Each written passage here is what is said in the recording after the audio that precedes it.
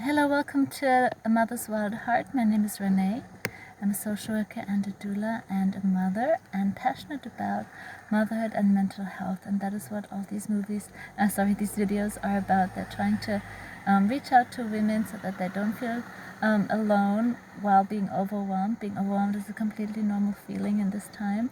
Having kids is a really, really big job, and losing it and falling apart is totally fine and acceptable.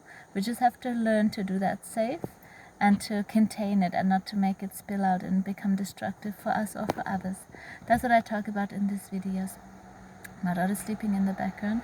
I'll take this a moment to have a little bit of peace to order my thoughts. I have so many thoughts. So if you're tuning in from anywhere else in the world, I don't know what the corona situation is in everyone's place, but for us, it just reared its ugly head again. Really, it was so unexpected. We didn't have any cases in 2 months or 3 months. I think I just haven't heard of anything anymore. And the restrictions were loosened to like 100 people meeting again, and our church was going to be back on. My daughter was going to be a little angel in a play. All of that normality had come back, and we were looking forward to Christmas. We had made lots of plans to see many people. And then all of a sudden, someone in the suburb next to us contracted coronavirus, and it spread really quickly. In the first day, it was like 20 people tested positive, but 1,000 people have been testing since, and there's not too many new cases. So I'm wondering if the restrictions will have to stay in lockdown till Christmas, or after, or just stop before Christmas. I wish it will stop before Christmas. But it's an interesting time. It just means we have to let a lot of things go, things that are not in our control. Yeah, on that note, I wanted to talk about what makes humans special compared to animals. This is sort of maybe a roundabout way to reach it, but I'm going to get back to it.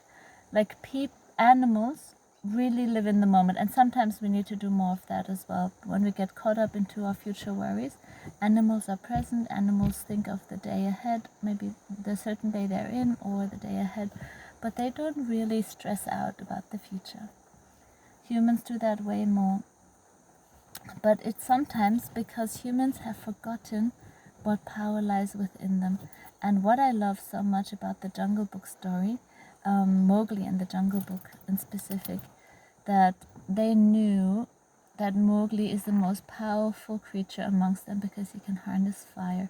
He can make it, he can put it out, he can make lanterns with it, he can use it to cook, to heat, to make things, and to protect himself, and to defeat the bad guy and keep the forest safe. So fire is a metaphor for, I think, the fire we have within us as humans. Like, we have fire in us, and I just wanted to remind you of that. Listen to me. You have fire in you, and even if you feel that it's gone out over the years, you can rekindle it any moment. You can just make a decision, say, I want this fire back, fire turn on in my life right now. You can speak to the fire in your heart, and it will come. It is not something out of our control, it is in our control. And that's what I love so much about humans, that we can snap out of a negative cycle. So I can